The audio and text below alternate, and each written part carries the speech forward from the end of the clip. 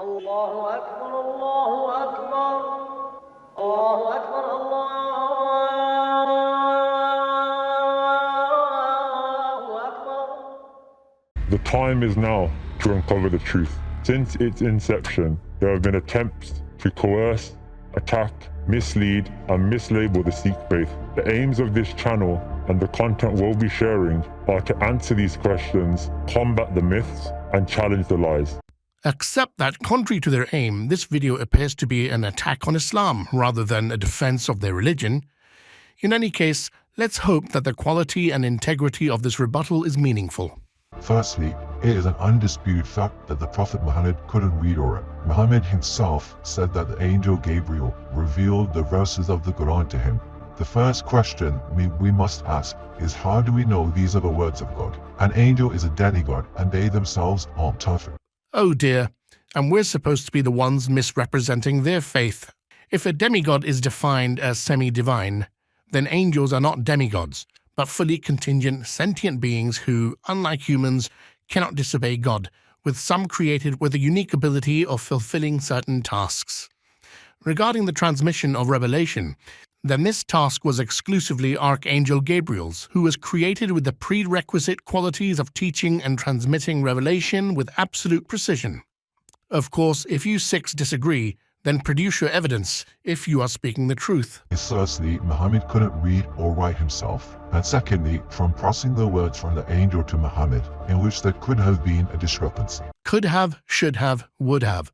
But he didn't. Come on, Sikhs, you can do better than this. That being, how can we trust it if Muhammad was illiterate, not the opposite way around? Being illiterate does not equate to being unintelligent or incompetent.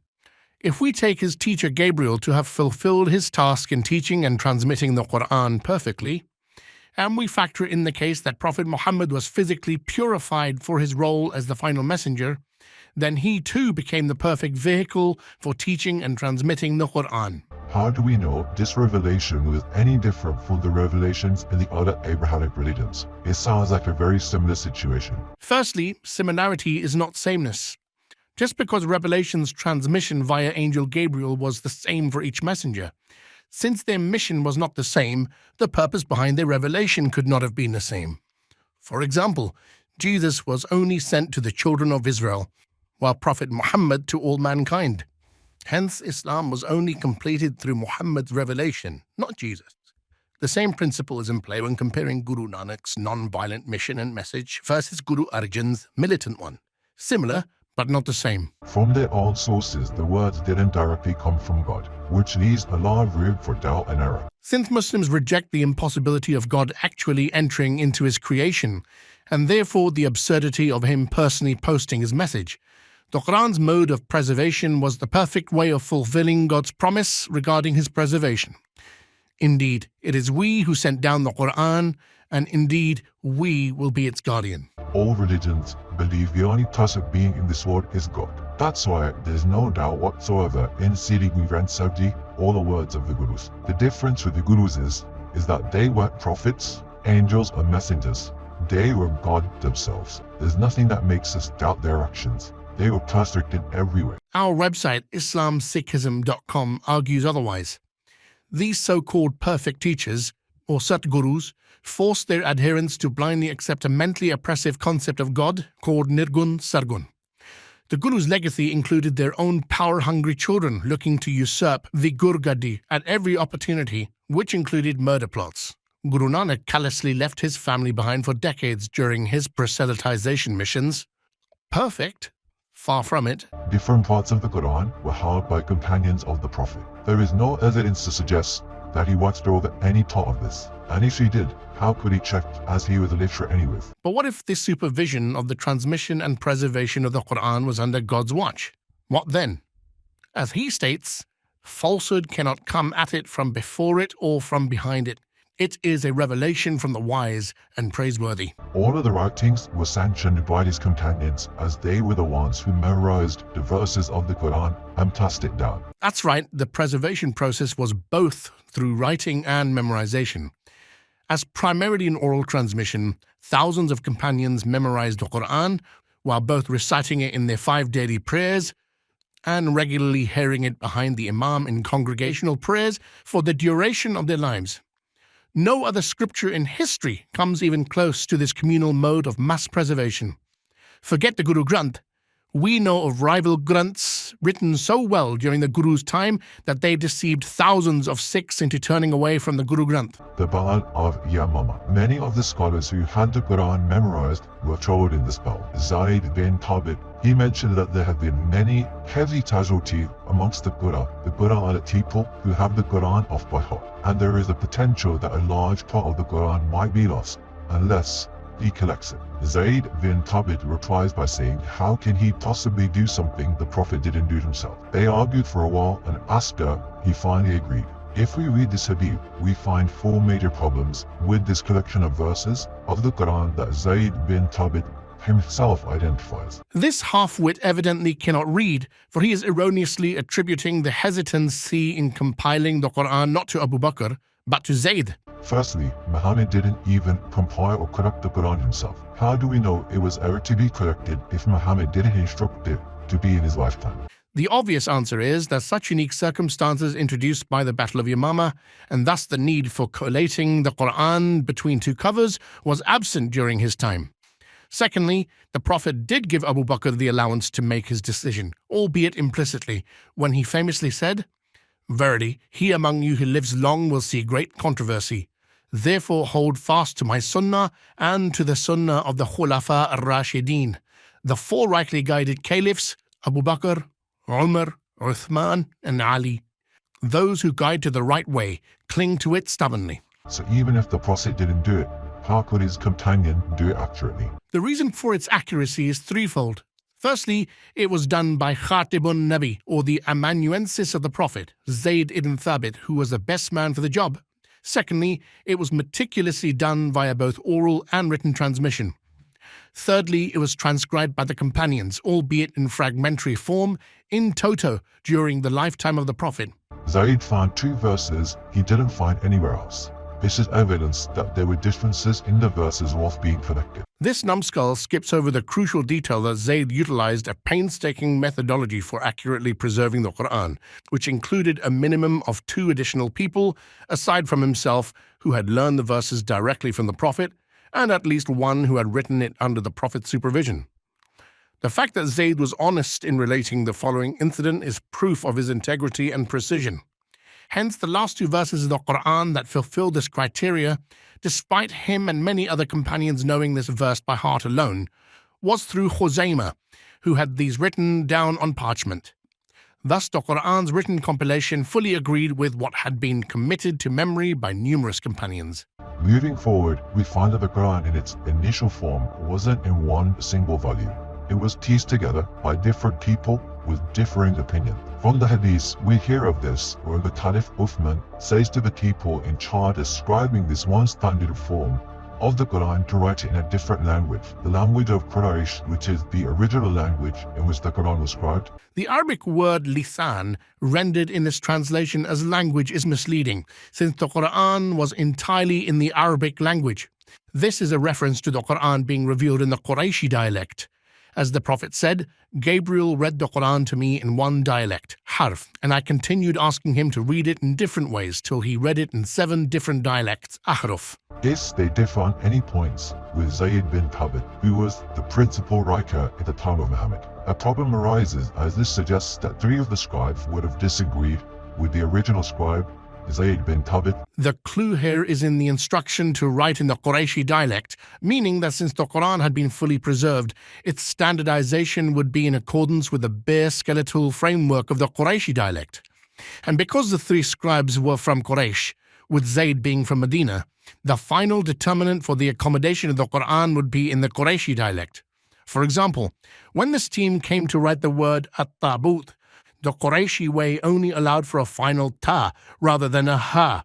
As such, this had nothing to do with the meaning of the verses being changed at a whim, as this individual alleges. Lastly, we see a worry regarding the differences in recitations between the Muslims of the times that caused Uthman to request the copy of the Quran that Hafsa was keeping, which again was the copy created by Zayd bin Thabit from whatever he could collect together. He corrected this in order to standardize one copy so that he could save the Muslims and so that they don't differ about the Quran just like the Jews and Christians did before. Once completed, we see written in the Hadiths that Caliph Uthman ordered all other Quranic materials, whether written in fragmentary manuscripts or whole copies, to be burned. The two main takeaways from this Hadith is that there already existed different versions before this one was compiled. The word version is loaded. The differences in recitation were legitimate as they stemmed from the 7 dialects revealed by God. But since these differences led some in distant places like Sham and Iraq, particularly those new to Islam, to ignorantly dispute over whose dialect was superior, the decision to standardize the Quran was made, and a consensus of the companions reached.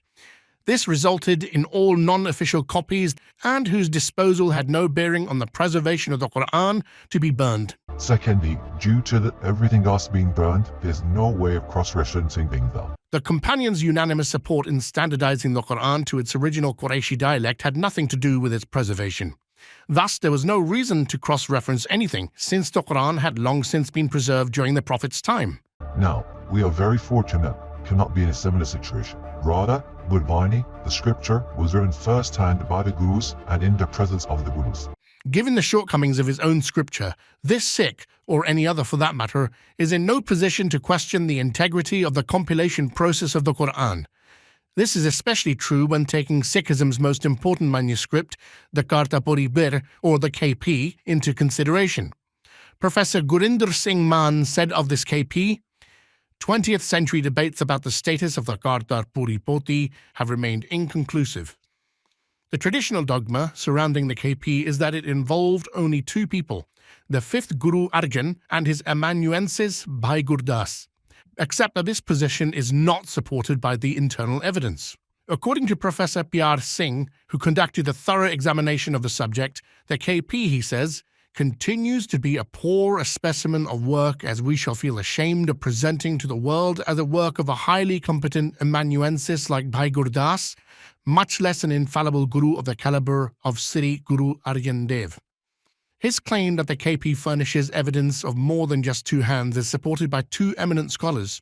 The first is George Singh, who in his Kartapuri Birdi Darshan revealed that he discerned 6 hands, while the second was Randir Singh, a research scholar of the SGPC, Sikhism's most important elected organization, who along with Mahan Singh examined the KP before disagreeing with George Singh that the hymns considered to be in Guru Arjan's hand are in fact those of an entirely different scribe. And what about the many unwarranted corrections?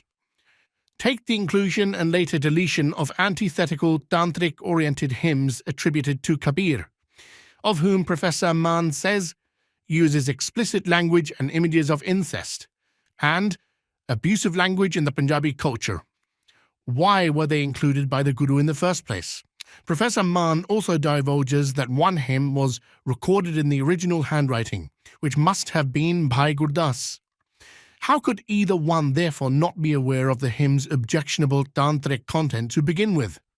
You then have hymns like the Darshan Kau Luchai and Kabir's Ram Nam Ke Patantre, which must have been approvingly entered by the Guru before a sudden change of heart. Take the evaluation done by Manna Singh Patti, who spotted over 200 text variants, as well as Gurbachan Singh Bindranwala, who recorded 86 text variants along with a note that their actual number was more than 1,500. In fact, there are so many such instances that Pyar Singh concludes that these are not text variants, but they are errors serious enough to indict any writer. He concludes, can supervision of an infallible guru be so lax as to allow scores of hundreds of omissions and commissions to creep in the body of so important a Granth? Or could a work of so talented an amanuensis as Bhai Gurdas was be so slipshod to have allowed hundreds of mistakes to creep in? And this is considered by Sikhs their most celebrated manuscript.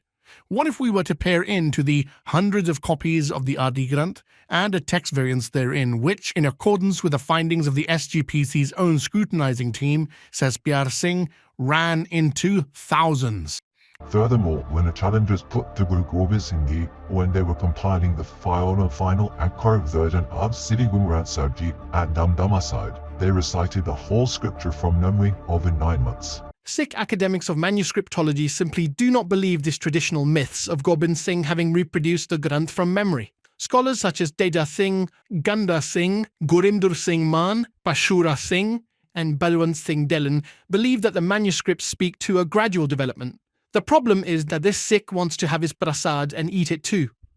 If he wishes to side with the myths, then he will have to explain how we can be certain that the current Guru Granth is exactly the same as the official one that was lost during the war known as the Wardada Lugara, or the Greater Massacre, against the Mughals. It is for this reason that Gobind was forced to request a return of the controversial Gardapuri manuscripts in the hands of the Sodhi family. But then he will have to reconcile between this and the following. If, as he deludingly believes, The difference with the Gurus is they were God themselves. They were God themselves. then why not just simply reproduce the lost scripture from memory? Why humiliate himself at the hands of his enemy, Dirmal, who unsurprisingly rejected his request? Throughout history, we see this continuity with examples of Sarups of Guru Granth Sahib Ji still being preserved and presented in the same way in the times of Maharaja Ranjit Singh Ji and so on. This claim of continuity is again not born out of the facts, and all we have to do to prove this is ask, where are Guru Nanak's extant manuscripts? Why did the early manuscripts reveal your most basic creedal formula in Sikhism, the Mool Mantar, which would be equivalent to Surah Al-Fatiha or Surah Al-Ikhlas in Islam, having evolved through different phases, as Pashura Singh puts it?